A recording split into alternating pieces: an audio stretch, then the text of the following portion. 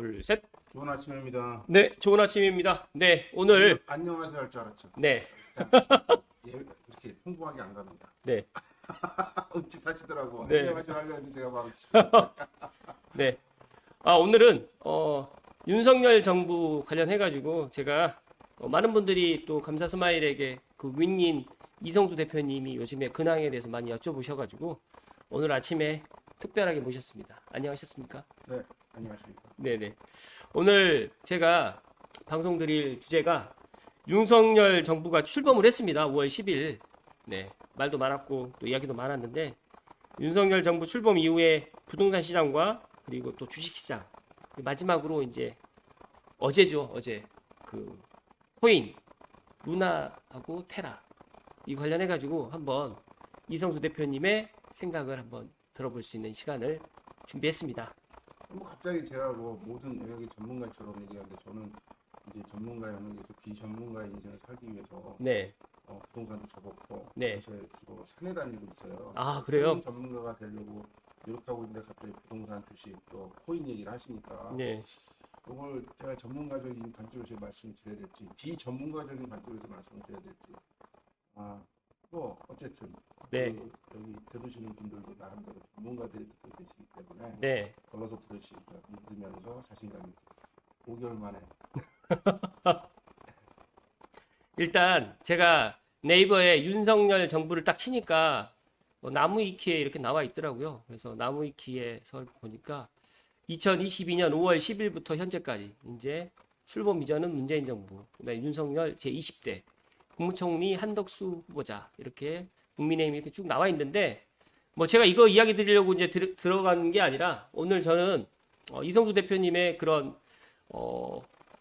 생각을 갖다 한번 듣고 싶고 또 제가 작년에 감사 스마일 부동산 이야기에 이성수 대표님과 이야기했었던 게 딱 들어맞았습니다.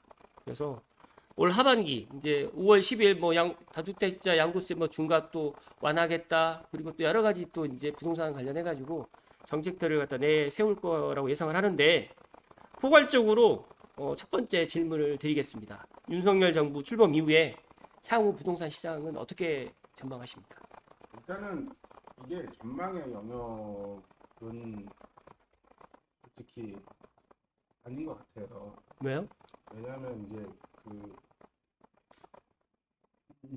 박근혜 대통령, 이명박 대통령, 다음 문재인 대통령, 네. 윤석열 대통령으로 이어졌는데 네.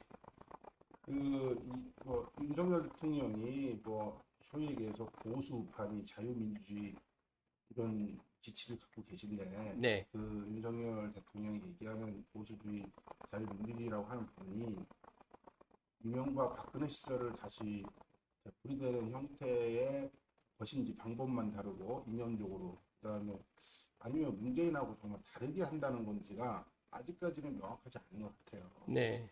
그리고 우리 어저께도 뭐 간단하게 말씀드리긴 했는데 이제 문재인 정부가 네. 어떤 분들은 성공했다고 얘기하고 어떤 분들은 실패했다고 얘기하는데 실패한 부분은 정권을 연장 못했기 때문에 국민들이 결국 싫어한 거잖아요. 그렇죠. 네. 가반수이상 민주주의 국가니까 네. 민주주의 원칙에 따라서 판단할 수밖에 없는 거고. 근데 그럼에도 불구하고 그럼 문재인이 다 못했느냐?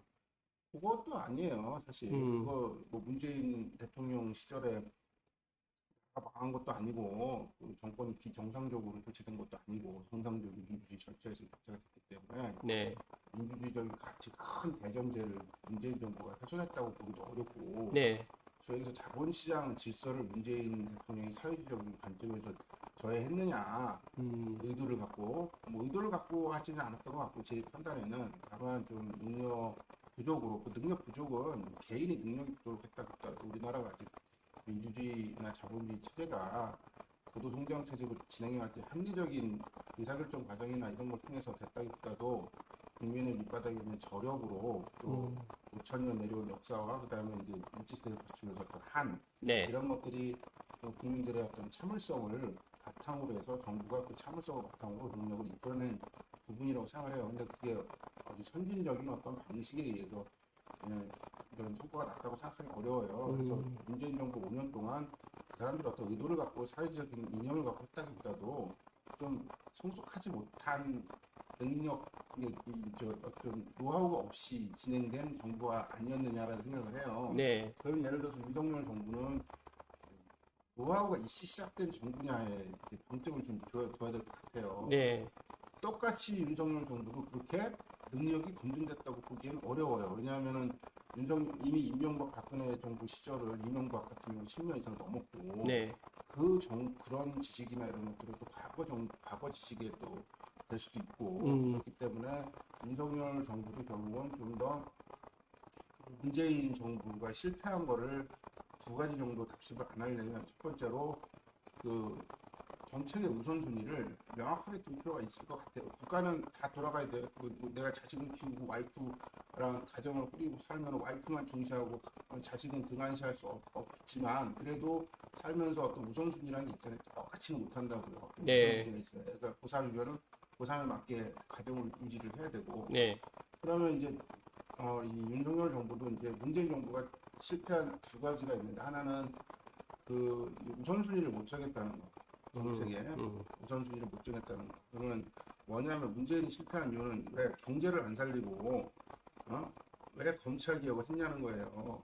검찰 개혁은 제가 볼 때는 우선순위가 한 10순위 정도 되는데 그걸 1순위로 갖다 놓고 진행을 하다 보니 국민들이 실제로 정부에 기본적으로 기대하는 거는 의식주 문제가 해결이 돼야 돼요. 그 다음부터 뭐 이념도 있고 뭐도 있는데 문재인 정부는 의식주 문제를 해결할 거에 중점을 두지 못하고 이런 결과적인 부분일 수도 있겠지만 근데 검찰 개혁이나 이런 거에 너무 신경을 쓰다 보니 자기들의 역량이 100밖에 안 되는데 200을 달성하려고 했던 욕심 때문에 잘 안 된 것 같다는 생각이 첫 번째고요. 네. 그 다음에 역량이 부족한데도 불구하고 여러 가지를 하다 보니 국민들한테 조급하게 성과를 보여주려고 하는 조급증 때문에 결과적으로 제대로 된 정책을 꾸리지 못했다라는 게 제 입장이에요. 그 사람들이 뭐 네. 사회주의적인 관점이 있다라기보다도. 네네. 근데 지금 현재 이제 우리 윤석열 정부로 들어와서 부동산으로 들어가기 앞서서 네. 이제 방향점을 부동산이나 경제로 찍는 거는 찬성. 그건 정말 잘하는 거예요. 네. 근데 예를 들어서 지금 요새 청문회 관련돼서 이제 윤석열 원래 검찰 출신이다 보니까 네. 한동훈을 위시해서 뭐 그런 사람들 자꾸 나오잖아요. 네. 홍태기처럼 나오고 하잖아요. 네. 문재인 정부처럼 망하는 길이에요. 검찰은요, 그 한동훈 이런 사람들은 윤석열이 지명한 것 자체가 전 이해가 안 가요. 이유는 그런 쪽에 치중하면 안 돼요. 옛날에 예를 들어서 전두환 씨를 저는 좋아하진 않지만 전두환 시절에도 허화평, 허상수, 그다음에 허문도 이런 사람들을 맨 처음에 전면에 내세웠다가 나중에 다른 실제 경제 관료들이라든지 김재익이라든지 이런 사람들을 통해서 경제 쪽으로 치중을 해서 전두환 시절에 그래도 경제 성장이 이루어진 거거든요. 그 경제 정권의 정당성은 없었을 네. 시절이죠. 네. 근데 윤석열 정부가 출범하면서 다시 윤석열 정부도 욕심이 문재인하고 똑같다는 생각을 갖고 있어요. 욕심이 너무 많은 거예요. 뭐냐면 우선순위라는 게 있어야 되는데 우선순위는 무조건 의식주 문제를 해결을 해줘야 돼요. 국민의. 네. 우리는 그러면 의식주 문제가 사람들이 볼 때 의식주 문제가 다 해결된 거 아니냐 선진국 들어갔다는데 그렇지 않다는 거죠. 예를 들어서 저기 부동산 관련된 부동산 타격으로 들어오면은 사람들은 되게 부동산이 지금 가격도 올랐고 네. 부동산으로 부자된 사람도 많이 있어요. 그런데 그 사람들이 심리 상태를 보세요. 다 불안해요.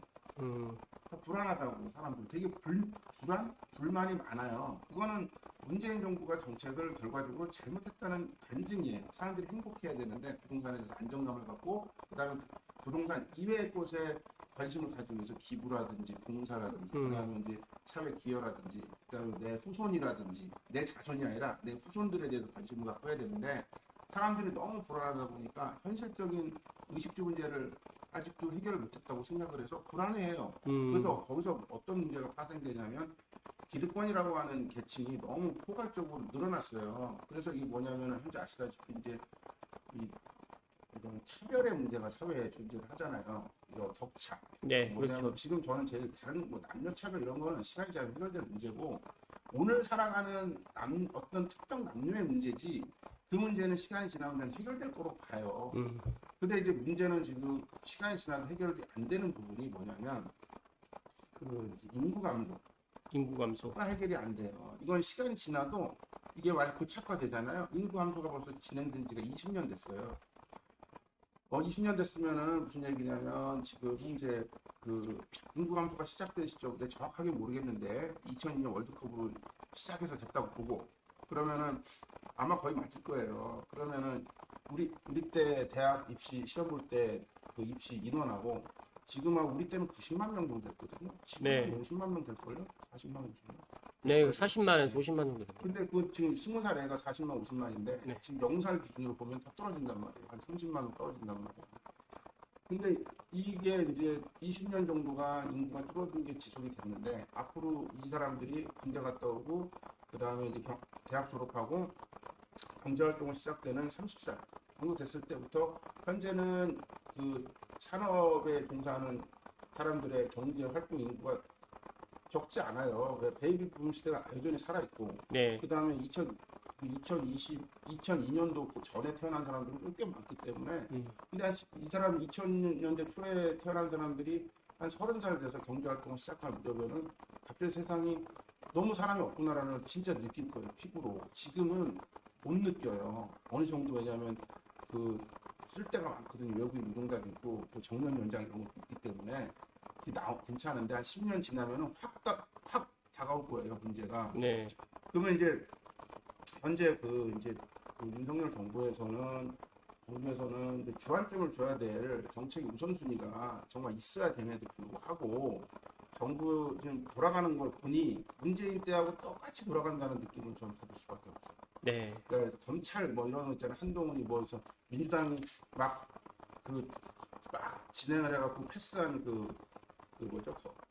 검찰하고 검찰 수사권 박탈하는 문제 그런 걸 갖고 이제 한동훈을 동원해서 뒤집으려고 할 거예요. 근데 그런 거 하지 말라는 거예요. 저는. 그냥 그거는 세상에다 맡겨놓으면 네. 세상의 이치에서 그리고 시장의 이치에서 될 거라고 봐요. 그 합리적인 방향으로. 네네. 거기다가 신경을 윤석열 정부가 치중하는 순간 경제 문제를 놓쳐요. 그렇지 지금 마치 부동산 정책을 발표한 것처럼 보이잖아요. 과연 모든 역량을 다 경제 쪽으로 동원을 해서 치밀하게 정책을 발표했느냐 아니면 문재인 정부에서 발표한 거를 그냥 뒤집는 수순한 거냐 요걸 좀 보는데 저는 좀 그냥 문재인 정부에서 발표한 정책이 그냥 틀렸다 반대로 가면은 될 것이다라고 단순하게 뒤집은 정도밖에 안 보여요. 솔직히 왜냐면 이번에 발표한 부동산 정책 중에서 양도세 중과 그건 예견된 거고 예견 안 되던 것 중에 하나가 일시적 2주택에 네. 대해서 1년에서 2년. 2년 네. 그 뒤집은 거거든요. 네. 문재인 정책을. 네. 또 하나가 뭐냐면은 그 보유기간 예, 리셋하는 부분. 리셋하는 부분도 네. 뒤집었어요. 네. 결국 이거는 뭐냐 문재인이 해놓은 거를 뒤집은 건지 아니면 새로운 건지 정말 치밀하게 준비된 계획인지 총합적으로 문재인이 29번 뭐 30번의 정책을 발표하면서 실패했다는 이유가 쪼각쪼각 했기 때문에 그렇거든요. 어떤 큰 완포인트를 이 괜찮은 정책을 심사숙고해서 딱 해결을 했어야 되는데 그걸 안 하고 한 거 아닌가라는 세간의 비판이 되게 많거든요. 근데 윤석열 정부도 지금 발표하는 거 딱 보면 문재인 걸 뒤집은 거 이미 없어요. 난 이런 부분들이 과연 난 모르죠. 그 사람들이 정말 이것저것 다 시뮬레이션하고 시나리오를 짜서 요거를 하면은 경제가 돌아가고 이렇게 한 건지 그냥 단순히 문재인 정부가 해놓은 걸 뒤집은 건지 이런 의심점을 좀 있는 거예요. 그러니까 거기에서 제가 너무 지금 앞에서 너무 길게 한 13분을 설명을 해주셨는데 제가 생각했을 때 지금 윤석열 정부가 출범한 지 3일 됐거든요. 네. 10일 날 출범했으니까 4일째네요. 4일, 13일이니까. 그러니까 저는 뭐 문재인 정부가 기존에 해왔던 것들을 갖다 뒤집는다, 또 새롭게 뭐 간다, 그걸 듣고 싶은 게 아니라 윤석열 정부 출범 이후에 그 부동산 시장 향후에, 그러니까 저는 작년에 이제 뭐 어떻게 될 것이다라고 예상을 하는 거고 전문가들은 2022년 하반기가 부동산 시장을 갖다가 지금 놓고 봤을 때 우상향을 할 것이다. 또 일부 전문가들은 또 폭락할 것이다. 또 이렇게 이야기를 하는데 그 부분에 있어서 핵심만 이야기해 제가 주십시오. 말씀드릴게요. 네, 핵심만. 그 주제가 윤석열이잖아요. 네, 모든 그럼 이제 윤석열이라는 주어를 선정을 안 하면 네, 시장 관점에서만 보면은 시장 관점에서의 부동산 시장의 전망을 얘기할 수가 있는데 네, 우리 감사스말님이 윤석열 정부라는 표현을 쓴 순간 네, 거기에 시장 말고 정책이라는 게 들어와요. 정책에 그렇죠. 따라서 네네. 어떻게 움직일 거냐라는 게 질문에 있는 거예요. 네네, 어느 그렇죠. 정도는. 네. 근데 지금 4일밖에 안 됐다고 얘기하셨는데 네. 벌써 정책을 발표한단 말이에요.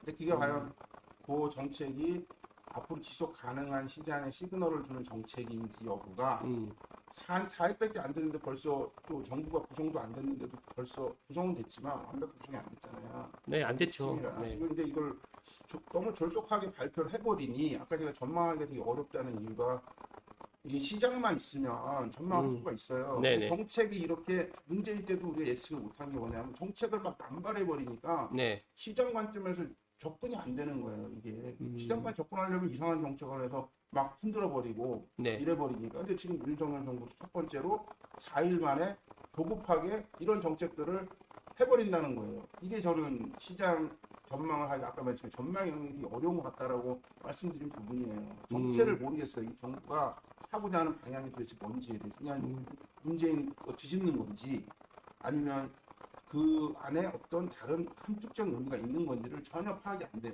솔직히. 아, 예. 근데 이제 알겠습니다. 과연 그냥 그럼 윤석열을 빼고 네네. 시장 관점에서만 갖다 놓고 보면 이제 저는 이제 제가 이제 앞으로 주식 얘기도 하고 하겠지만 저는 옛날에 이렇게 생각했어요. 남자 여자가 다르고 정기용과 이성도가 다르다고 생각했는데 다른 부분보다는 같은 부분이 많이 있어요. 근데 내 이 얘기를 왜 하냐면 부동산도 그렇고 주식도 그렇고 비슷하더라고요. 돌아가는 게 뭐가 네. 있냐면 오르면 조정이 있고 또 그 경제가 계속 경제가 우리가 선진국으로 올라왔잖아요. 경제 부분에 있어서만은 네. 의식은 아직도 수준국이지만 네. 근데 그 오름이 이제 경제가 계속 상향으로 가는 추세에서 보면 주식이나 부동산이나 약간의 패턴은 다르지만 비슷한 것 같아요. 그러니까 지금은 어떤 상황이냐면 올랐기 때문에 부동산 올랐다는 거에 부인하세요.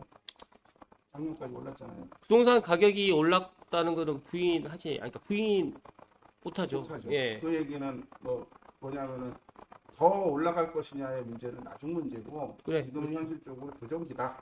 음. 이건 정치적으로 말씀드리는 게 아니라 경제적으로 오름이 있으면은 제 산을 타서 하는 얘기가 아니라 오름이 있으면 내림이 있다기보다도 조정기가 있어요. 네. 조정기 없이 올라가는 거는 그거는 거품이에요. 네. 왜냐하면 사람들은 오를 때 심리가 두 가지가 있는데 오를 때는 이성적으로 오르는 경우가 있고 비이성적으로 오르는 경우가 있어요. 근데 특히 혼재돼 있어요. 우리가 지금 가격이 올라갔는데 이게 이성적인 가격이다 아니다를 검증할 수 있는 모델도 사실 없고 힘들어요. 올랐어요. 어저께 5억 하던 게 왜 10억인데 5억 왜 올랐는지에서 어떻게 설명할 거냐고. 그 안에는 이성적인 부분이 있고 비이성적인 부분이 있단 말이에요. 그러면 이제 그 비이성적인 부분을 소거해 나가는 과정이 반드시 필요해요. 다 이성적으로 올랐다고 하면은 소거될 게 없는데 근데 주식에도 이런 게 있어요. 위험이라는 게 주식에는 위험. 거기 위험 안에는 체계적 위험이라는 게 비체계적 위험이라는 게 있어요. 네. 그 비체계적 위험 같은 경우는 시간이 지나면 어느 정도 소거되고 어떤 다른 행동을 통해 소거시킬 수 있는 게 있거든요. 네. 이 얘기는 뭐냐면은 우리는 이성적인 판단을 함과 동시에 비이성적인 상황에 노출돼 있어요. 그러면 이런 비이성적인 상황이 소거되는 과정이 반드시 있다고 저는 생각을 하는 주장일 뿐이에요. 이 논리도 없고 논문도 없고. 근데 지금이 그 과정이라고 저는 생각합니다. 그래서 주식하고 똑같은데 뭐냐면 이제 주식에도 유동성 양세라는 게 있어요. 네. 모든 주식이 다 올라가요. 그러면서 순환을 해요. 순환에서도 어떨 때는 반도체가 올라갔다 어떤 건설이 올라가는데 추세는 다 올라가요. 그걸 유동성 장세라고 하고 돈의 힘으로 올리는 거예요. 네네. 그런 다음에는 실적 장세라는 게 있어요. 그거는 다 올라갔는데 봤는데 어떤 회사는 정말 좋은 회사고 어떤 회사는 안 좋은 회사다 그러면 실적이 좋은 회사가 올라가는 이런 게 있으니 그게 딱 적용화된 건 아닌데 그 다음에 이제 세계 경제에 따라서 조정 기간이 또 있고 그러면 이제 주식도 그렇게 이런 합리적인 이유로 올라간 영역과 비합리적으로 올라간 영역이 있으면은 전반적으로 그 비합리적으로 올라간 부분에 대해서 사람들이 갑자기 확 깨요. 내가 여태까지 이성적인 판단을 안 했구나. 비이성적인 판단을 일부 했구나 하면서 조정기에 들어가요. 그게 인간의 그런 경제 활동의 기본 베이스인데 네네. 부동산도 그게 거의 비슷하게 나는 옛날에 다른 줄 알았거든요. 네. 비슷하더라고요. 지금은 그래서 지금 어떤 식으로 움직일 거냐면은 이건 이미 작년 제 9월부터 여기 나와서 방송에서도 얘기했지만 네. 이제 시장은 이제 주식으로 얘기하면 유동성 장세 비슷하게 해서 부동산이 다 올라왔어요. 네. 그 안에는 합리적인 의사결정에서 올라온 영역도 있지만 비합리적인 의사결정에서 올라온 부분이 있어요. 네. 합리라고 하게 되면 우리가 통상 책에 나온 대로 하면 역세권이네 무슨 뭐 있잖아요. 학세권 네. 이런 것들이 반영이 돼서 올라간 건 합리적인 거예요. 네. 근데 미래에 확정은 돼 있다 하더라도 약간 불확실한 부분이 있는 그 발표로 인해서 올라간 부분들은 그 안에 합리적이라기보다도 기대 심리가 있는 비합리적인 부분이 일부 존재해요. 그런 것들은 일시적으로 꺼져요. 그리고 네. 그거는 나중에 그것들이 합리적인 정보로 들어왔을 때 다시 올라가는 거예요. 이게 뭐냐면은 지금 현재 그 나오는 게그 GTX라든지 이런 거 네. 작년에 발표해서 갑자기 올랐잖아요. 네. 그 GTX의 기대감으로 오른 부분들은 그 안에 일부 합리성이 있다 하더라도 비합리적인 부분이 존재를 해요. 그런 것들은 거품이 껴있기 때문에 빠진다는 거죠. 지금 현재 이런 GTX 라인이라든지 이런 것들이 지금 올랐다가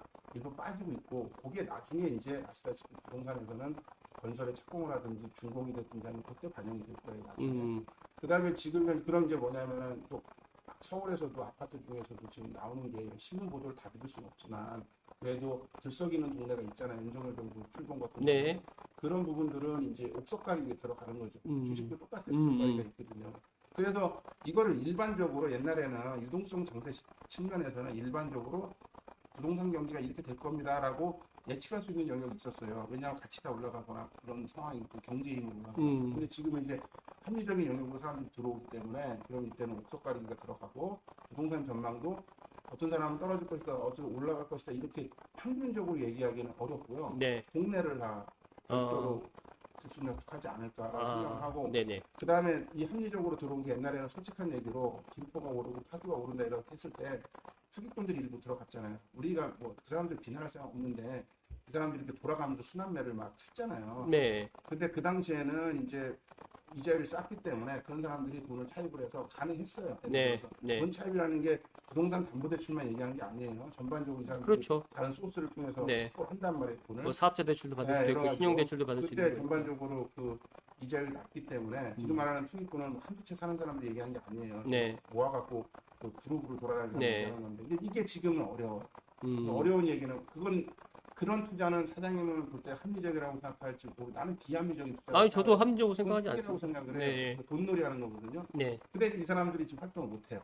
이거는 금리가 너무 높아요. 아, 그렇죠. 그럼 이제 어떤 사람들만 이제 시장에 들어오냐면 합리적인 사람들만. 아, 합리적인 사람들만 네, 이제 그럼 합리적인 사람들은 어. 뭘 보냐면 아까 말한 역세권, sub세권, 뭐 학세권 이런 거 있잖아요. 책에 나오는 거 있잖아요. 뭐 거기 보는 거 있잖아요. 예, 그렇죠. 보통 뭐 입지. 네. 이런 거 본단 말이에요. 그럼 이제 그런 것들 좋은 것들은 올라갈 가능성이 있고 네. 아닌 것들은 조정되고 그 단순 미래의 교통이 좋아질 것이라는 거는 좀 그 가격이 조정되지 않다 그런 생각. 네.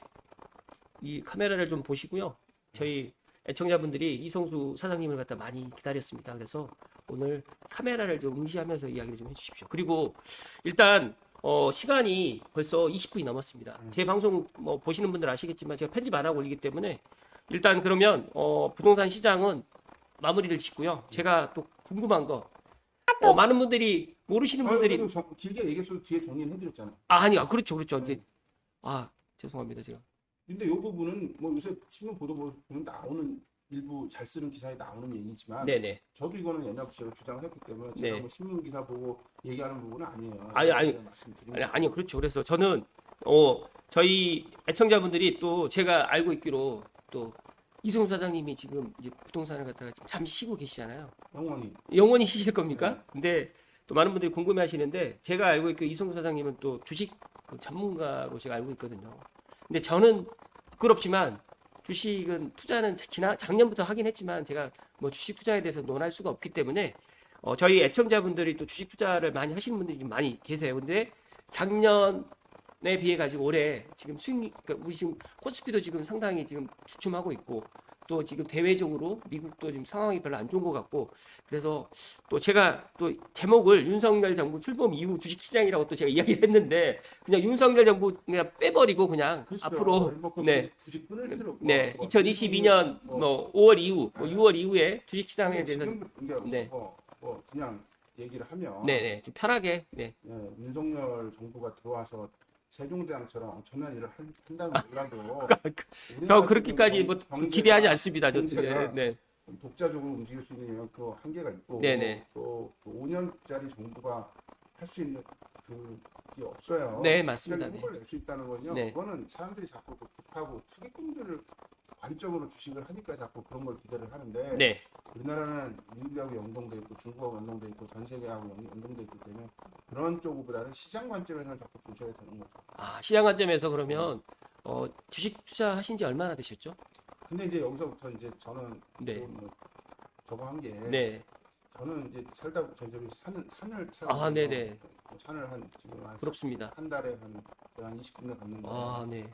이거 이제 마음을 비우라고 건강이 최고예요, 무조건. 아, 저도 매일 아침마다 건강, 너무 네, 좋더라고. 네, 건강이 내가 건강이 좋네 생각하는 순간 네. 100억, 1000억이 안 부러워. 그냥 맞습니다, 맞습니다. 야, 건강하게 사는 게 최고다. 네, 네. 건강하는 건 욕심을 버리는 건데 옛날에 음식 욕심이 진짜 많았거든요. 네, 요새는 예를 들어서 옛날에는 야식 먹잖아요. 네, 네. 근데 옛날에는 그 식탐이 네. 그 자는 것도 욕심이잖아요. 그렇죠. 네, 이걸 다 정복을 했어요. 무조건 이겼어. 네. 요새는 그 그냥 식탐을 억제를 하고 자는 걸로 억제가 되더라고요. 건강했다는 느낌이 안 먹어. 참 저도 신기했어요. 네. 식탐 되게 많아. 네, 네. 근데 이제 이 이야기를 왜 하냐면 네. 그 전문가라고 하는 거 자꾸 얘기하잖아요. 사람들은 네, 네. 뭐 주식 전문가니 부동산 전문가니 또 뭐 어쩌고 네. 얘기를 하는데 사실은 이 내가 어저께는 전문가였다가 오늘 갑자기 비전문가가 되고 갑자기 아니어도 몇 달 지나면 비전문가 될 수 있어요. 얘를 다 늙잖아요. 사람은 나이가 먹고 늙잖아요. 내가 그렇죠. 과거에 네. 30년 전에 경제학 공부했어. 이게 뭐가 30년 전 얘기예요. 지금은 아니라고. 그 비트코인 알아?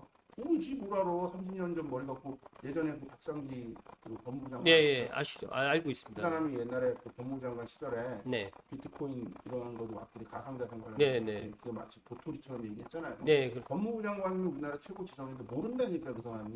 자기가 알고 있는 부분만 알지 모르는 게 상당히 많죠. 전문가라고 네. 하는 영역이 네. 참그 전문 그것도 아까 내가 알고 있는 영역이 경제 전문가 30년 전에 내가 공부 열심히 했어. 근데 지금은 뒷방 늙은이가 될 수도 있는 거예요. 모르는 네, 거야. 맞습니다. 30년 동안 계속 공부를 해오지 않았으면은요 몰라요. 음. 근데 얘기를 왜 하냐면은 이제 주식이 전문가라고 전 주식 전문가 일단 아니고요. 네. 부동산도 있는데 부동산 전문가도 아닌데 네. 제 의견이 있을 뿐이고 네, 네. 의견이 가끔씩 맞더라고. 가끔은 아니고 꽤 많이 맞아요. 네. 맞더라고. 네. 내가 나를 검증을 많이 하거든요. 내가 네. 얘기한 게 과연 내가 생각한 대로 가나. 네. 저는 요새 뭐 공부하냐면 블록체인 기술하고 네. 그다음에 그 메타버스에서 공부를 좀 많이 NFT도 지금 하고 계시나요? NFT는 공부를 안 해요. 아, 네. NFT까지는 안 갔어요. 네. 블록체인하고 블록체인 기술, 블록체인 기술. 기술에 근데 이따가 좀 대해서 이야기해 주십시오. 마지막. 그다음에 이제 그 메타버스 세상에 네. 대해서 네. 공부를 하고 있는데 네. 주식 같은 경우는 아시다시피 그 이제 금리가 지금 오르잖아요. 네. 이게 이제 심리 싸움인데 되게 웃기는 게 뭐냐면 금리가 오를 걸 모든 사람들은 마음속에 네. 제가 살다 보니까 우리는 고등학교 때 그런 걸 많이 배웠잖아요. 성악설, 성선설 그렇죠. 배웠잖아요. 네, 배웠죠. 아, 순자가 성악설, 맹자가 성선설. 네. 그런데 네. 내가 살다 보니 내 네. 몸 안에는 모든 사람은 다 다중 인격이 있는 것 같아요. 네. 성선하고 성악이 네. 공존하고 있는 것 같아요. 공존하고 선택을 하는 것 같아요. 마음속으로. 이 얘기를 이제 왜 이제 왜 했죠? 그 주식 관련해 가지고 이야기를 하고 있는데 약간 좀 다른 방향으로 갔습니다. 빨리 이 방향으로 오시길. 아니요 논리 전개할 때 이거 들어가는 건데. 네. 근데 이제 그 주식이나 이런 영역도 네. 이거 내가 왜 얘기를 하여튼 그러면 이제 주식으로 와서 네, 주식으로, 네. 주식을 얘기하면 지금 현재 금리가 네. 심리를 얘기했는데 금리가 사람을 성선이 좀 강해요. 성악보다 보통 사람. 네, 맞습니다. 네. 평균적으로 네. 내 몸 안에 내재되어 있는 게 성선이 착한 마음이 더 많은 거죠. 한 70에서 80, 네. 성악이 한 20, 30 되는 것 같아요. 네. 솔직히. 네. 그러면은 이제 이게 뭐냐 금리 때문에 이런데 사람들은 음. 금리가 오를 거라고 다 예측을 했어요. 네. 그럼에도 금리가 불구하고 금리가 인상이 되면 통상적으로 주식하는 사람들은 금리가 인상이 되면 주식가치 좀 떨어진다고 책에도 나와 있고 알아요. 네, 사람들은. 네. 그런데 그러면 어떻게 해야 돼요? 주식가치가 떨어질 거 예상이 되면 팔아야 되냐? 네. 안 팔아. 왜? 사람들 마음속에는 왜 안 팔죠? 성선이 있어. 아, 그러니까 나는 행운이 있을 거야. 나는 잘 될 거야. 나는 잘 될. 나는 부자가 될 안 거야. 팔아. 팔아야 내 돼. 주식만은 오를 거야. 그렇지 그 생각이 있어요. 그러다 보니까 안 팔아 못 팔아. 혹은 아, 성악적인 관점에서 보면은 내가 이만큼 주식을 팔면 손실인데 네네. 너무 아깝다. 이거 성악으로 봐야 되나? 뭐 하여튼 그런 게 있어. 아니 그게 있는 게 제가 딱 갑자기 생각이 났는데, 그러니까 내가 부동산을 소유하고 있다가 예. 팔 때 그 가격이 올라가길 바라지 않잖아요. 내려가기를 바라잖아요. 그리고 내가 산 집은 올라가길 바라는 거고. 그렇죠. 똑같네요. 그럼 주식도 그게 똑같은 거야. 내가 갖고 있던 주식을 파는 순간에 더 떨어지길 바라는 거고, 내가 산 주식은 더 올라가길 바라는 거고. 그러니까 이건 내 관점에서 나한테는 내가 성선이고 어, 팔면 이게 성공하는 남한테는 그러니까 또 그렇게 되는 그러네요. 그거를 자본주의적인 그 인간의 이기심으로 봐야 되는데, 네. 근데 이 이기심을 어떻게 보냐면 비합리적 영역이, 그러니까 이기심을 합리적 영역으로 봐야 되냐, 비합리적 영역으로 봐야 되냐, 네. 봐야 되는데, 이기심은 어떻게 보면은 비합리적 의사결정을 내릴 가능성이 상당히 높아요. 음, 이기적인 관점인 거죠. 저걸 보질 않고 반주적인 관점을 봐야 되는데, 네. 그래서 이자율이 높아질 거라고 예상을 다 했어요. 네. 이제는 미국 연준은 어떻게 하냐면 이자율을 올릴 때 내일 갑자기 올리지 않아요. 그러니까 급작스럽게 어떤 정책 변화를 우리나라 막 하잖아요. 예, 예. 이렇게 안 하고 미국 연준은 이자를 언제쯤 올릴 건데 너네들 어떻게 생각하라고 물어보는 형식을 취해요. 미리 준비해라는 미리 거고. 준비하라고. 그러고 나서 그럼 기관 투자가나 이런 데 중에 일부 똑똑한 애들은 미리 준비를 하죠. 네. 근데 일반 개미들이나 좀 어설픈 기관 투자가들은 그 시그널에 대해서 해석을 잘 안 해요. 이거는 이제 머릿속에 그 성선이 있어. 그래도 내 거는 떨어지겠냐. 더 먹어야지 뭐 이런 생각한단 말이에요. 그러면은 이제 금리가 올라갈 걸 예측이 됨에도 불구하고 주식시장은 떨어지지 않고 어느 정도 유지를 해요. 그런 심리 때문에. 근데 그건 버티는 거야. 아시다시피 지금도 우리 부동산도 지금 버티기 들어갔잖아요. 예, 예. 불안하잖아요. 아까 예. 제가 불안 얘기했잖아요. 예. 버티는 거지. 부동산 소유하고 있는 사람들이 부동산이 올라갈 거야라고 생각은 하면서도 한편으로는 내 거 떨어지면 어떻게 불안감 있잖아요. 그런데도 불구하고 버틴다고 버텼잖아. 네. 근데 이제 못 버티잖아요. 왜? 금리가 실제로 올라갈 거라고 예측할 때는 실제로 내 돈이 나가는 게 아니기 때문에 버틴단 말이에요. 근데 실제로 금리가 올라가면 그때부터 내 캐시가 나가잖아요. 그렇죠. 부동산도 마찬가지. 부동산 우리 그 보유세 있잖아요. 네. 보유세가 그 뭐죠? 명칭이 종합부동산세, 그다음에 재산세. 네. 그러니까 재산세가 6월 1일 기준으로 해가지고 이제 되는 거고, 이제 종합부동산세는 12월 달에 나오는 종부세가 거죠. 이제 6월 1일 기준으로. 종부세가 네. 올라갈 거라고 발표했을 때는 네. 에이, 그래도 얼마 되겠어 했는데 실제로 보지서를 받으면은 크다는 거 그때 네, 느끼잖아. 느꼈죠. 그때부터 심리가 부동산 매매해야 되나 예. 부동산 찾아서 물어보잖아. 예, 그때 그렇죠. 되면 예. 그 전에 안 물어본다니까. 네. 정책이 발표됐던 1, 2일만 물어보고 한 4, 5, 6개월은 안 물어보다가 보지서 바로 그때 와서 물어봐요, 사람들이. 그러니까 제가 궁금한 거는 그러면 제가 다 그 부분은 저희 이제 애청자분들도 이제 어느 정도 알고 있는데 지금 이제 뭐 우크라이나랑 그다음에 러시아랑 전쟁하는 거랑 그다음에 미국도 금리가 인상이 되면서 이런 여러 가지 상황, 그다음에 우리나라뿐만 아니라 전 세계적으로 코로나19 때문에 인해 가지고 지금 세계 경제가 약간 침체 비슷하게 지금 되고 있잖아요. 인플레이션도 좀 가속화되고. 근데 주식 시장에 투자하시는 분들이 뭐 나뉘어져 있는데 지금이 주식 뭐 시장의 지금 매수 타이밍이다. 아니다. 지금 더 보수적으로 더 떨어질 때까지 기다려야 된다. 어떻게 보시나요? 저는 이제 그 아까 이제 말한 걸 이어서 말씀드리면 네. 금리라고 하는 부분이 되게 중요해요. 네. 금리는 벌써 한 뭐 7, 8개월 전부터 네. 올라갈 것이라고 엄포를 놨고 네. 현재 올라가고 있고 네. 7, 8년 전에 엄포를 올 때는 주식이 안 떨어졌다가 네. 지금 실제로 올라가니까 떨어지기 시작했단 말이에요. 맞습니다. 네. 그러면서 지금 이제 사람들은 공포감이 쌓여갖고 더 떨어질 이제 금리가 또 미국 그 지금 그 파월이나 네. 일년이나 이런 쪽에서 계속 인상하겠다고 하니까. 얘기하면 예. 사람들이 이제 못 버티는 거야. 음. 아까 이게 내가 논리 전개하는 거예요. 네. 부동산도 마찬가지로 버티고 있잖아요. 네. 그러다가 못 버티는 영역이 와요. 임계점이 와요. 그 임계점이 주식시장을 왔고 와서 그래서 지금 주식이 내려가고 있는 거예요. 못 버티는 거야 이제. 심리적으로도 그렇고 실제로 금리도 올라갔고. 네. 그러면 이게 이제 그럼 계속 지속될 거냐? 네. 이게 이제 판단의 기준이죠. 네. 언제 끝날 거냐라는 게 있는데 네. 저는 어떻게 돼 있냐면 저 같은 경우는 주식을 그 5개월 전에 네. 제가 갖고 있는 주식의 40%를 현금화 시켰어요. 아. 네, 그 이유는 그때 그 시그널이 있어서 아, 나도 네. 다 팔기엔 좀 올라가면 어떡하냐. 그렇죠. 그러니까 어떻게 하냐면 우리는 주식 오래 한 사람들은 그래도 한 3번의 변곡점이 있었거든요. 네, 그러면서 네. 주식이 올라가고 느끼면서 음. 현금, 이제 부동산도 마찬가지고 똑같아요. 네. 현금이 없이 내가 부동산만 보유하는 거는요, 이제는 잘못된 의사결정이에요. 현금을 갖고 있어야 아, 네. 부동산 금매가 나왔을 때 잡을 수가 있고 네. 다 올라가지 않는다니까 이제는 저기 올라가 저기 옥석가리가 되기 때문에 네. 거기서 내가 잘 포지션을 해서 재건축도 그렇고 뭐도 그렇고 잘 포지션해서 현금을 보유하고 있어야지 되는 거지. 내가 재건축 하려고 하는데 내가 다 부동산을 갖고 있어요. 제건축 가서 어디 좋은 정보를 받았어. 근데 내가 지금 부동산을 갖고 있으면 내 부동산을 처분을 해야지만 가능하잖아요. 그럼 네. 급해진다고. 그러니까 이런 전략이 있다면 저는 현금 보유를 그건 제가 이미 한 1년 반 전부터 제가 부동산 할 때도 우리 고객들한테 욕심 줄이시고 하나 처분하고 현금 보유 하시라고 내가 뒤에 온다라고 많이 말씀드렸어요. 네네. 주식도 마찬가지예요. 네. 현금 보유를 해. 현금 보유를 해야 된다. 하는데 지금. 그걸 다 보유하면 안 되고 올라가면 어떡하냐고. 아, 그러니까 뭐 주식 그런 현금 보유하는 거라든지 주식을 비율을 갖다가 비율을, 좀 현금하고, 적당하게 4대 6 정도로. 예, 아니, 그러니까 그거는 상황에 따라 다르죠.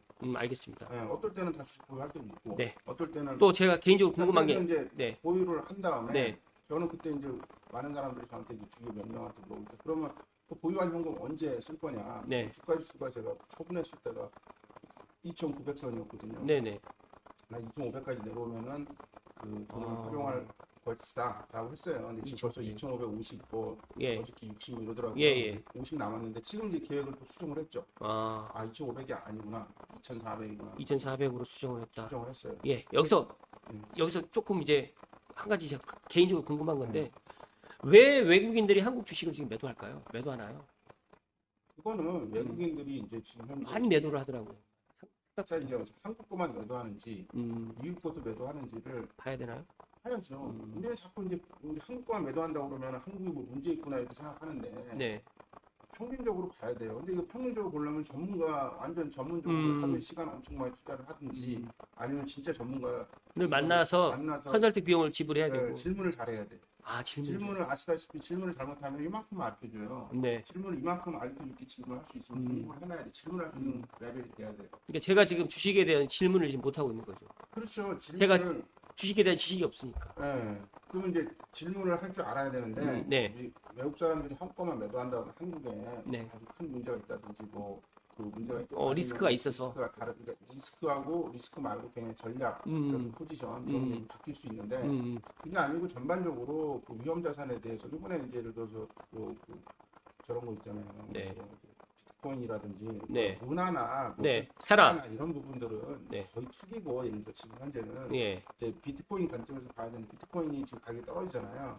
거기도 이제 두 가지 의사결정이 안에 있는 거예요. 하나는 그 약간 투기성 있는 사람들이 어떤 게 있고 네. 또 하나는 실제로 위험 자산을 줄이려고 하는 게 있기 때문에 그 위험 자산을 줄여서 현금화 시키는 거예요. 지금이. 아, 그러니까 지금 예를 들어서 한국의 주식시장, 그러니까 외국인들이 지금 매도를 하는 이유가 그러니까 주식시장에 있는 것들을 팔아서 현금화하려고 지금. 그러니까 매도를 한다는 건 나는 거기까지는 안 봐요. 산다는 얘기기 때문에 안 봐요. 네. 지금은 나는 포트폴리오를 6대사로 바꿔놨고 네. 그거만 그 관점에서 이제 보고 있는 입장이기 때문에 안 하고 있는데 그 외국인이 막 매도를 한다는 건 지금 들은 예, 예. 저도 지금 들었습니다. 사야지 이거 볼 시간 없어요. 사면 훨씬 좋아. 아, 근데 이제 팔았다는 걸 이제 맞다고 보고 네. 말씀을 드리면 여러 가지 이유가 많이 있어요. 근데 이제 현재는 이제 자기네들도 이제 위험자산을 많이 투자했기 때문에 네. 그거를 지금 계속 가져가기에는 금리가 네. 너무 높아지고 네. 그러다 보니까 조정하는 경우가 많이 있죠.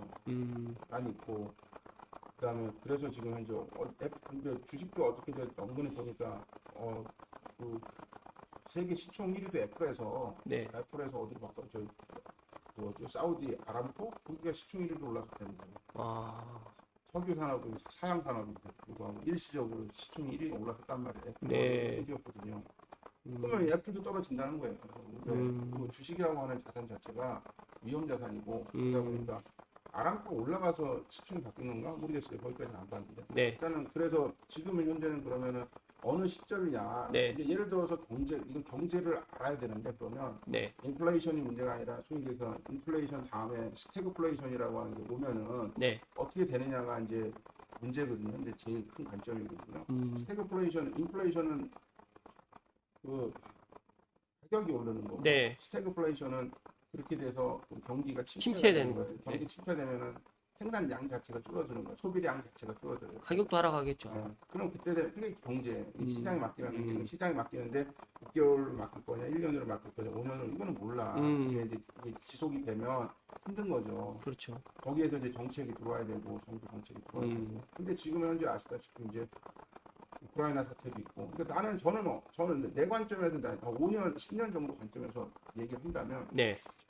아시아 관점에서 이제 주식은 지금은 제가 볼 때는 전 주식 종합주가 지수가 바닥이 한 2,400 정도. 아, 바닥을 2,400 최악. 최악. 네. 그럼 언제 살? 2,400 찍고 2,400에서 안 사요. 2,400 찍고 더 내려갈 수도 있기 때문에 안 사는데 네. 2,400 찍고 2,500이나 600으로 올라오면 그때 사요. 아, 2,600 정도 올라오면 좀 2,400을 찍고 지금 2,600인데 지금 왜 안 사요? 원래 그런 거예요. 내려가서 올라올 때 사는 거지. 내려갈 때 사면 안 돼. 심리가 불안해. 네. 감사스마일 TV 애청자분들 이거 아주 오늘 꿀팁이에요. 오늘 그 정말 이성수 사장님을 제가 개인적으로 이 주식은 정말 베테랑이시라는 이야기를 아니라니까. 겸손의 말씀이라고 제가 이제 알고 있고요. 내가 베테랑이었으면 아까 3,300개 팔았지. 아유, 일단은 2,400까지 지금 전망을 하고 아니 계십니다. 전망이 아니라 말씀드린 대로 2,400까지 일시적으로 예. 떨어졌다가 또 2,400에 안 사요. 2,400에 안 삽니다. 근데 예. 2,000 찍고서 올라오는 올라가는 시점이 타이밍에서 이게 이제 여러 그때 봐서 세계 예. 이슈가 해결이 되고 네. 해결되고 뭐 해결된다는 게 보이고 미국에서 금리에 대해서 시그널이 오면 이제는 올라가겠구나 하는 시점이 1년 안에 오겠죠. 도달하면 그때 산다는 거죠. 저도 개인적으로 우크라이나 사태는 시간이 좀 걸리겠지만 해결될 거라고 저는 예상을 하고 이게 마음속에 있는 긍정적인 성선사. 희망인데 네, 알겠습니다. 그게 왜 어렵냐면은 투치란 새끼가 미친 새끼인데 네, 그게 해결 미친 사람 통제돼요? 안 되죠. 미친 사람은 어디 튈지 비이성적인 형태로 가면요 아무도 해결이 안 돼요. 저는 개인적으로 우크라이나 대사관에 10만 원 송금한 사람이에요. 잘했습니다. 저도 기부했습니다. 네. 이제 송금한 사람이에요. 금액은 말씀 못 드리겠습니다. 그러니까 10만 원 딱 송금했어요. 그러면 시간이 너무 지금 40분 지나서 제가 제 방송을 갖다가 20분 이상 해본 적이 거의 30분 이상 해본 적이 없다 보니까 사람들이 느낄 때는 네. 길다고 안 느낄 수도 있어요. 그렇죠. 제가 빠따따따 네. 하니까. 네네. 그러면 마지막 질문입니다. 저 깜짝 놀랐던 게 어제 이제 저도 몰랐었는데 네. 이제 이야기를 들었어요. 네. 그 루나 코인하고 테라 코인 들어보지도 못했던 코인인데 이게 폭락을 했습니다. 그러니까 뭐 1억 투자했던 분이 뭐 900만 원 남았대요. 이게 말이 되나요? 그렇죠. 그럼 10억 투자했던 분들은 1억도 지금 못 건진 거잖아요. 뼈가 없어요. 아니요. 근데 보니까 뭐 신문 기사에 내가 뻥이에요. 볼 땐 뻥이에요. 뻥이에요? 네. 10억까지 갔었겠지. 10만 원 투자한 놈이 10억까지 갔다가 내려온 거겠죠. 그래요? 10억을 넣었다고 누나한테. 아. 그러면 그거는 그 사람이 비정상적인 완전 사람이고요. 비정상적이죠. 그렇다고 하면 지금 비트코인 공부하고 계시죠? 네. 네. 그러면 짤막하게 좀 썰을 좀 풀어 주십시오. 일단은 이제 세상이 네. 뭐 아시다시피 뭐 사람들 살다 보면 나도 이제 50년 정도 살았는데 네. 그 노력을 한 자와 이익을 본 자는 같은 경우도 있고 다른 경우가 있어요. 그렇죠. 예를 들어서 어떤 사람이 열심히 여기서 연구 개발을 하는데 네. 연구 개발하느라고 세상 물정 모르고 있다가 연구 개발 실적이 나왔어. 이게 경제적 가치가 얼마인지 모르는데 옆에 있는 사람이 봤을 때는 어떤 사람은 가만히 옆에서 보고만 있다가 네. 앞에 놀러 다니고 어떤 사람이 봤는데 경제적 가치가 얘는 평가할 줄 알아. 네. 그러면 돈을 누가 버냐? 옆에 있는 놈이 버는 거야. 그렇죠.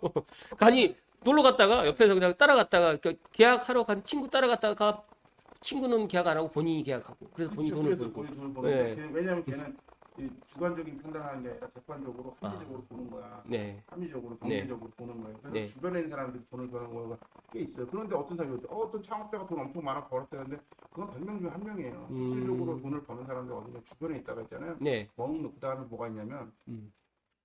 선발주자가 일단은 선발주자가 돈을 버는 것 같잖아요. 네. 아니라니까. 후발주자가 더 돈을 버는. 선발주자가 돈을 버는 거. 예를 들어서 이런 거 히말라야 산맥이 있어요. 네. 선발주자가 맨 처음 올라갔어. 네. 첫 번째 사람. 그 사람 내려오다 떨어 죽어. 근데 그 사람 되는 루트가 있으면은 후발주자가 가서 있잖아요. 지가 경제적으로 이득을 버는 거야. 맞습니다. 왜 히말라야 올라가서 떨어져 죽으면 그 사람은 영광은 있겠지. 네. 근데 뭐냐면 그 히말라야 올라가는 사람들이 이유가 뭐예요? 나중에 와서 마켓 광고 활동하고 돈 버는 거잖아요. 네. 뭐 예를 들어서 나 이거 정확한 건 아니에요. 네네. 상황인들에 네네. 대해서 존경심. 예. 그런 거죠.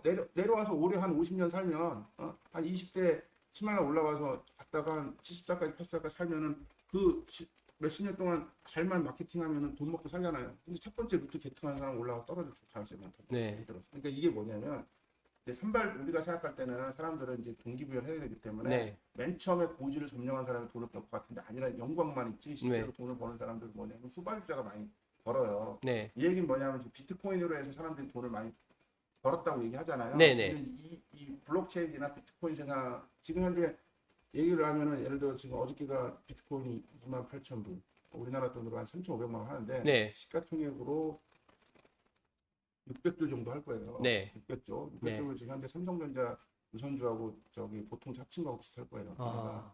옛날에 언제까지 갔냐면 1,600조까지 갔었어요. 음. 그다음에 이제 이렇게 돼요. 그 전 세계에 있는 금 있잖아요. 예, 예. 금의 시총이 얼마인지 아세요? 모릅니다. 금이 한 1경 3천조. 그러니까 이제 비트코인에 아. 옛날에 잘 나갈 때 10배, 네. 10배 예. 수준이었어요. 네. 근데 이게 뭐냐, 비트코인의 세상이 오려면, 비트코인이 세상에 오면은 현재 600조인데, 비트코인 20배 정도 올라가요. 그러니까 비트코인이라고 하는 코인의 가치가 최소 지금보다 20배 정도 올라야 블록체인 기술이나 코인 세상에 와요. 네. 지금은 선발대가 나가서 있는 상황이고, 실제로 돈을 버는 코인은 이 비트코인 다음에 비트코인의 약점이나 이더리움의 약점을 보완한 코인이 왔을 때 그 코인 세상이 오면 네. 돈을 벌 것이. 그래서 나오는 코인들이 뭐 루나니, 테라니, 요새 뭐 네네. 플레이트니니 뭐 또 거기 코인 많아요. 여러 가지. 엄청 많더라고요. 솔라나니, 네, 솔라나 네. 지금 엄청 저거 떨어졌잖아요. 근데 제가 몰랐는데 저는 코인에 대한 투자는 안 해봤거든요. 근데 코인 투자를 하시는 분들이 주변에 정말 많으시더라고요. 제 아마 감자스마일 TV 애청하시는 분들도 꽤 많이 하실 걸로 제가 알고 있거든요. 그래서 그러니까 저도 주식 투자를 작년부터 했거든요. 근데 코인 투자는 아직 안 주저하고 있는데 지금 코인 투자 지금 하고 계시죠? 안 해요. 안 하시나요? 의외인데요? 왜 안 저는 하시죠? 안 해요. 왜 안 하시죠? 말씀드렸잖아요. 선발주자 되기 싫다고. 아, 그렇군요. 네, 그러니까 그게 어떤 거냐면은 후발주자가 돈을 벌 건데 네, 선발주자도 살아남을 수는 있는데 네, 예를 들어 비트코인하고 이더리움 두 개가 큰 축이잖아요. 네네.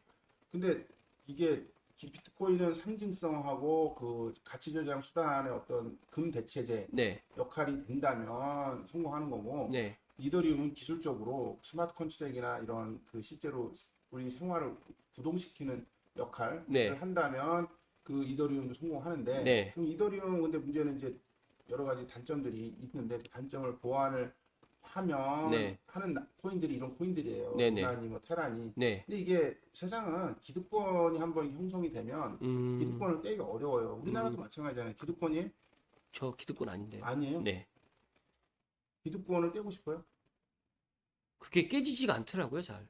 저는 기득권 언저리에서 떨어지는 있잖아요. 네. 저기 떡건물 좀 네. 먹으려고 입장에 있는 네. 사람이에요. 맛있어요. 아, 그래요? 네. 근데 그 기득권이라고 하는 게 이제 비트코인하고 이더리움이 이제 그 계열의 비트코인인데 기득권인데 깨려면은 되게 힘들어. 그러니까 루나나 이런 데들이 다른 코인들이 아성에 도전을 하긴 하는데 당분간 깨기는 어려워요. 근데 기술적으로나 이런 이론적으로는 얘네들이 좀 취약해요. 그래서 만약에 이런 코인 세상에 왔을 때는 얘네들 말고 제3의 코인이 세상을 독식할 가능성이 있어요. 예를 들어 소니를 대체해서 삼성이 네. 득세했듯이 네. 이런 식으로 예를 들어 또 어디에 노키아를 대신해서 애플이 네. 득세했듯이 걔들 선발주자한테 잘 안 됐잖아요. 네네. 후발주자 다 먹는다고.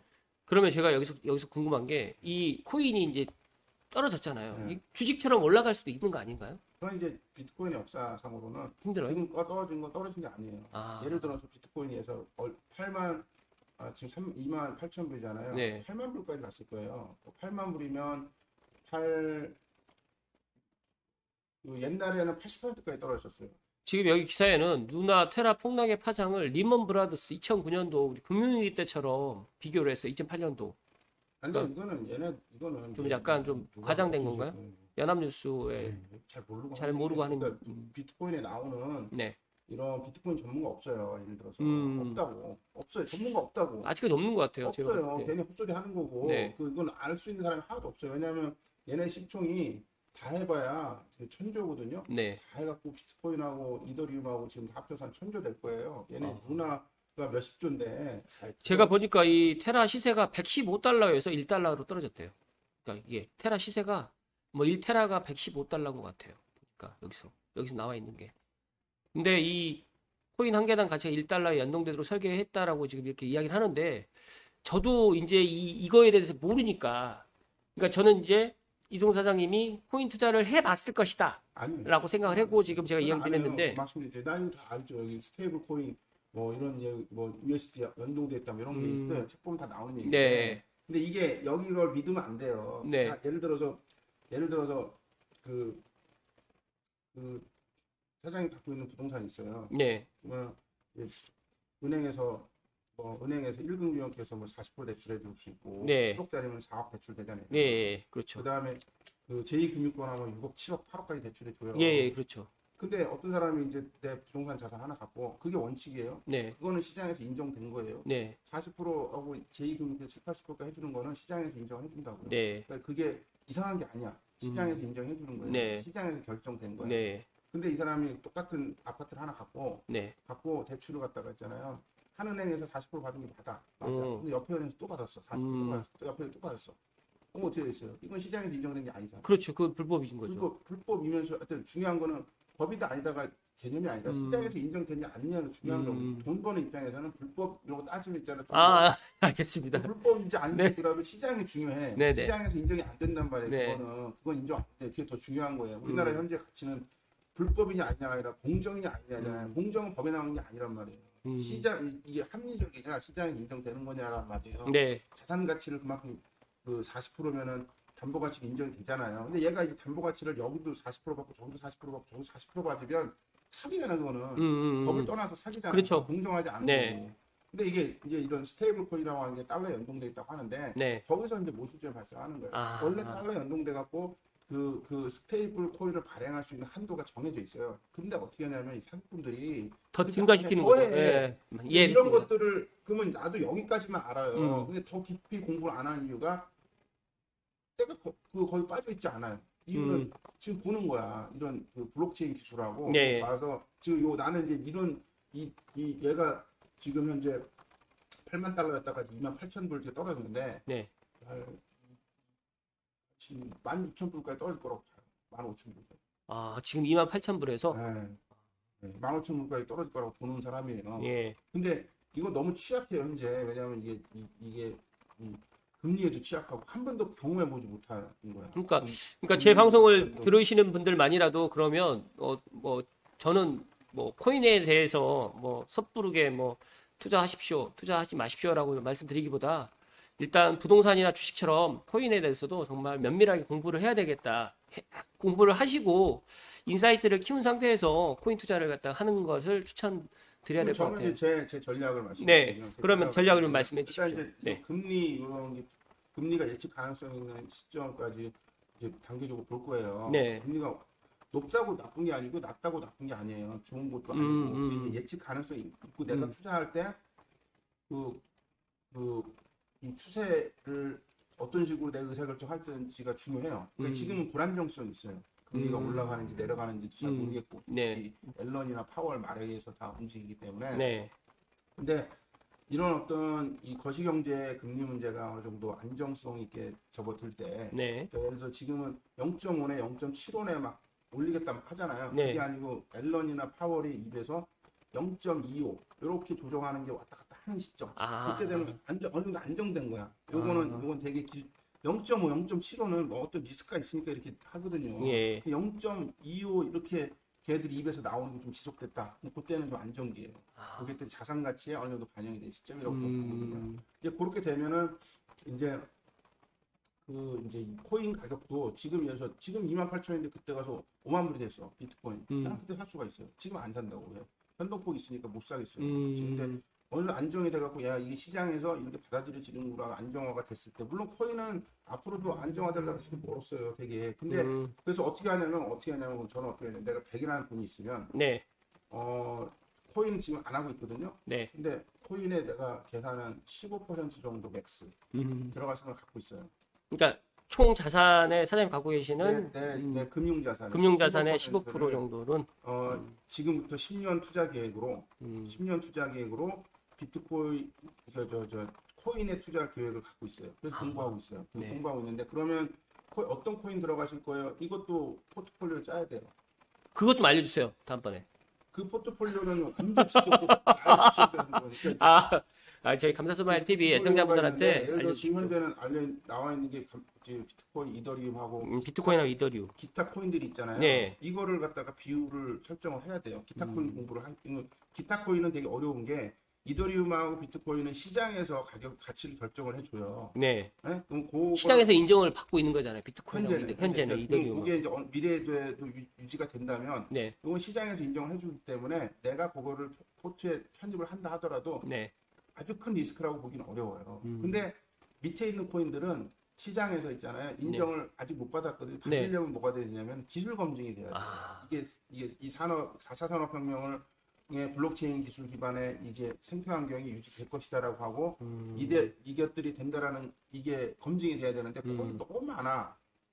진짜 많더라고요. 많아요. 제가 그중에서- 대충 보니까 30개가 넘어가던데. 그 중에서 내가 최소 한 3개 정도를 선택을 해야 돼요. 3개 정도. 10개도 안 돼. 3개 정도. 총 5개 정도의 코인인데 그중에 비트코인, 이더리움, 나머지 코인 중에 3개 정도. 비트코인, 특성화들이 있거든요. 이더리움. 루나가 될 수도 있고 테라가 될 수도 있어. 근데 이 모양 되는데 선택하겠냐고 못하지.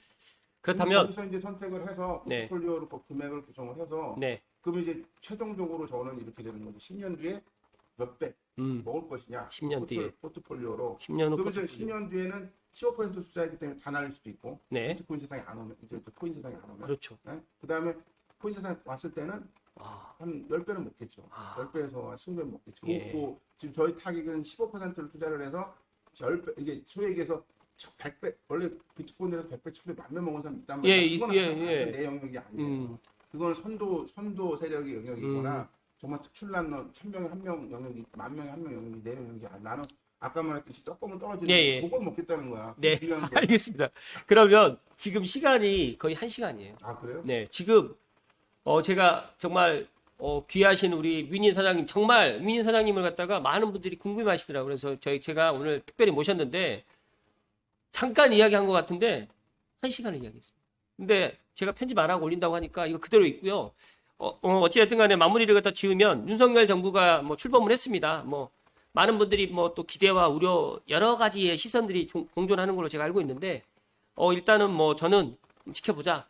그리고 이제 부동산 시장이라든지 주식시장 그리고 오늘 코인 관련해 가지고 또 이야기를 나눴는데 저도 코인에 대해서는 제가 뭐 모르기 때문에 이야기 드릴 수가 없는데 오늘 이성수 사장님이 정말 코인에 대해서 또 완벽한 제가 몰랐던 또 우리 감사스마일 TV를 애청하신 분들도 코인을 투자를 해볼까 말까 지금 고민하고 있는 분들이 오늘 좋은 도움이 됐을 거라고 생각합니다. 마지막 끝으로 저희 감사스마일 TV 애청자분들께 마무리 이야기해 주시고 오늘 방송 마치도록 하겠습니다. 일단 지금 자산시장 자체가 네. 이미 사람들이 인정을 하셔야 되는 게 이미 가격이 올라온 상황이고 네. 그 올라온 상황이 그 조정이 들어가는 걸 당연히 받아들이시는 게 좋고요. 네. 떨어진다고 그 이상하다고 생각해 떨어지는 게 정상이라고 생각하고 오르면 행운이라고 생각하시는 게 좋아요. 네. 그러면은 자산 가치는 이제 금리 관련해서 우리는 왜 금리가 자산 가치에 영향을 미치는지에 대해서 아는 사람도 있고 모르는 사람도 네, 있지만 그렇죠. 금리가 영향을 미쳐요. 왜냐하면 금리에 민감한 사람들이 부자들인데 네. 우리는 내 돈 10억이 세상에서 큰 돈 같지만